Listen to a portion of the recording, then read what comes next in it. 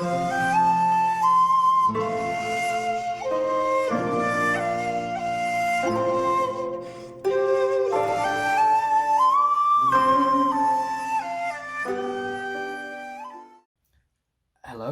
and welcome to Karate Time.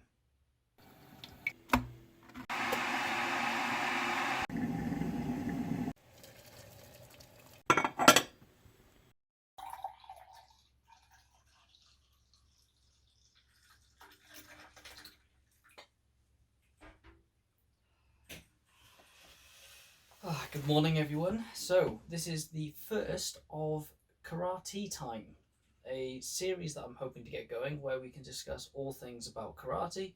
It'll be any topics we really fancy, things that might be going on at the time. It could be reactions, it could be book reviews, it could be all sorts of things. So, here we go. Grab yourself your favourite brew. I've got a Twinings this morning, and get comfy. So there's two topics I want to discuss today. So since we've got the coronavirus lockdown at the moment, most of the video content I'm putting out are things that people can practice individually in small spaces. So we've been doing some work on Kata recently. So I'm going to start with Kata. We'll also have a discussion on technology in karate and karate training. So let's get straight into this. So on the subject of Kata, the thing I want to discuss with Kata is how it works. A little bit of history, a little bit of culture, a bit more of an understanding of what it is. Okay, so what is Kata? Kata is loosely translated as forms. It's the simplest one. I'm not looking to go into massive detail, but I want to aim for a couple of key points for this.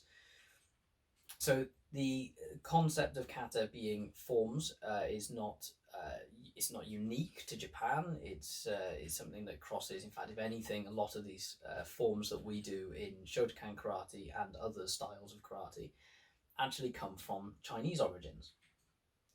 So they were China, Okinawa, and across to mainland Japan. But the key things I want to think about today are the names of the kata. This is something that is not necessarily understood as much as it should be. The way kata works is they are not unique to martial arts. That they're most commonly associated with karate, judo, and so on, but kata is actually a wider cultural practice in Japan. You'll find it in kabuki theatre, no music, Noh music. You'll even find it in various music forms. I think Suzuki violin method is considered a kata. And these are something that spans a lot of their general day-to-day practice. This idea of following a set form for development and understanding. Part of the difference of kata comes to the way the Japanese understand the idea of mastery. Mastery is not the same as it is dealt with in the West. It's not a case of you are the epitome of everything and you have no further progression. It's the highest you can get. The idea of mastery in Japanese culture is about a reverence to the past, a recognition of the people that came before and the hard work that went in. So instead of the performer adapting material to suit their individual, it's about the performer conforming to the material first. There's a concept called shuha-ri, which in its simplest breakdown is an idea of learn, do, disassemble, and repeat. So the idea being that you actually learn as it was originally intended, so that you can appreciate the way the kata was done and why it was done in that way. The reason being that if you adapt the form too much early on, you lose that original understanding. But then as you become more proficient and you start to make the kata an internal process, then you will actually start to look at making it your own. And that's when we start looking at slight changes in performance and practice and timing differences and so on. tea break. I want to then get back to this idea of the names of kata. The names of kata can actually be very important. There is an author, I believe I have the book to hand. Very good book, on the Warrior's Path by Daniel Vallely. Very, very, very good book. He is he actually teaches at UCLA in the States. He's a very, very learned man, and what he looks at with this, the book is very readable for everybody, but he does put a lot of academic level research into what he does. Incidentally, the reason I don't pretend to be an expert on kata, but it's certainly my favourite thing. To me, it always comes back to kata. I love going back to bunkai. I love going back to just general performance and just trying to improve. And more recently, I have also worked on academic publications as well on the subject of kata. We've been looking at pedagogy and history and culture, and it's just become a catalyst for me to go down a very different route of study that I never intended. So the author Daniel Vallely, he talks about the names of kata being, he calls them oracular messages, oral messages. And the idea of this is that the name of kata tells you a little bit about what type of energy you should be tapping into when you perform a kata, the feeling that should be coming from that performance. So if we look at the Heian series of kata, the Heian series of kata, or the Pinan as it used to be, and it's still known in other styles, is peaceful minds. The idea being that by the time you have completed and mastered the 5 peaceful mind series of kata, you will have enough of a foundation for self-defense. You've got an awareness, you've got an understanding, a physical understanding of your own body movements and your capabilities. What this means is by the end of it, you should be peaceful in mind that you can look after yourself. That's the purpose in that name. If we look at some of the more advanced kata, NP kata, which I will have a video coming up soon, the thought on that is it means flying swallow. And if you ever look at the movement of a swallow, it's powerful, but it's fast. It quicks, it darts around. If a swallow wants to change direction, it's just like that and it's gone. And you see this in NP kata. You have quick turns, you have fast fluid actions, you have quite graceful but swift actions. And you notice it in rising punches, then there's a moment of calm, then it explodes, then it changes direction quickly, and very, very much emulates that idea of a flying swallow. A very obvious one is Gankaku, the crane on the rock, standing on one leg. That's very easily symbolic of that. But then if we look at Basai Dai, which is to storm a fortress, there are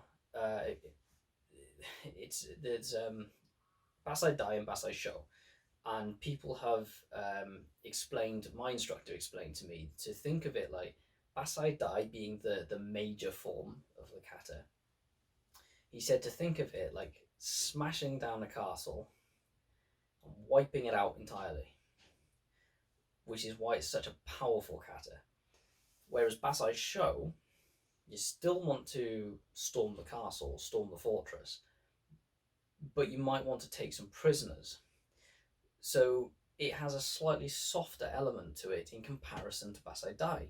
Yes, you want to smash your way down through the gates, but you don't necessarily want to just kill everyone when you get there.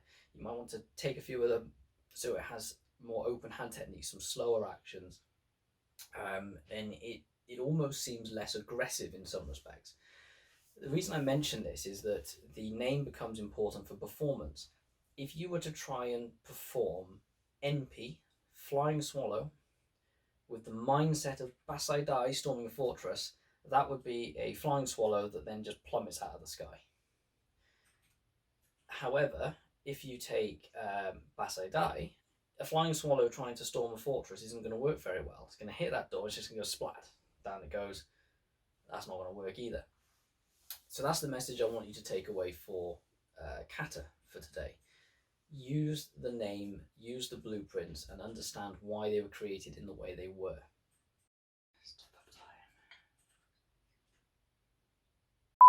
Okay, conversation point number 2 I want to talk about is the use of technology in martial art training. And this is the perfect time to discuss it. We're stuck at home, we can't get to our dojos, and there's got to be ways around it. Well, there already is. I've started this. This is one way I can reach out to my students. We're going to be doing a video live session later today for the first time, which is another fantastic use of technology. And on that, I also want to now discuss the idea of taking a more scientific approach to karate. Now, karate is an art form. It is a budo, it is a martial art.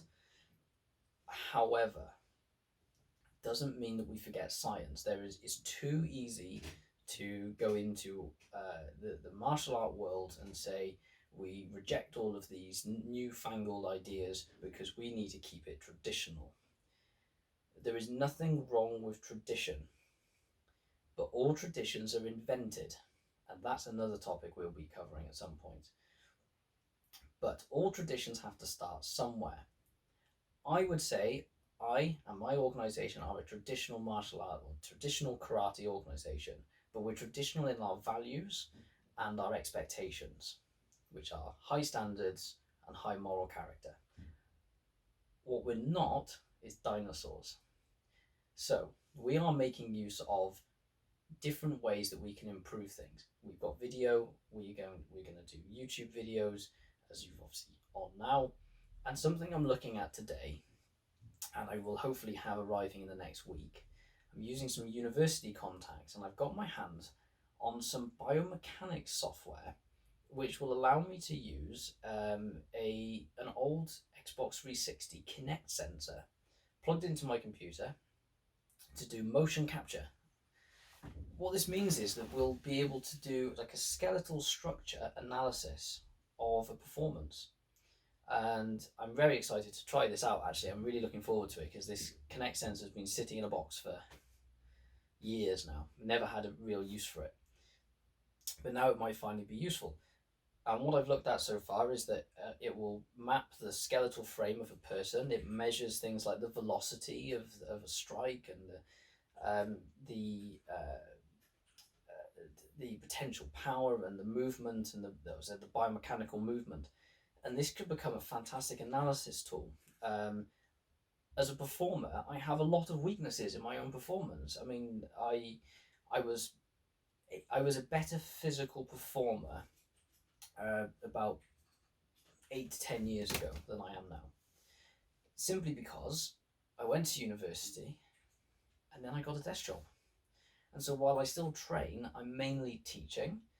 My fitness levels have dropped as a result, and I'm trying to get them back up. I've dropped nearly 2 stone already, and I'm getting there. But I know that there are major gaps in my own training that I need to sort out, and I want to make the use of technology tools to help me.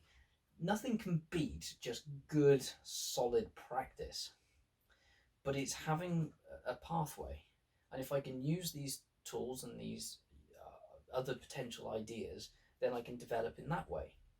And I can maybe get there not as a shortcut, but maybe more direct route than I used to have before. So I want you guys to think about how you use it as well. What could you do? You don't have to be at the dojo. Could you do a quick video of yourself, or ask someone to do a video of you just doing a basic gakuzuki, and then look at it and go, there's something not quite right there. Or, and don't just look at negative, look at positives. What else can we get out of it? Okay, oh, my timing was very good in that, or my targeting is very good, but at the same time I maybe need to lock my back leg a bit straighter, and so on.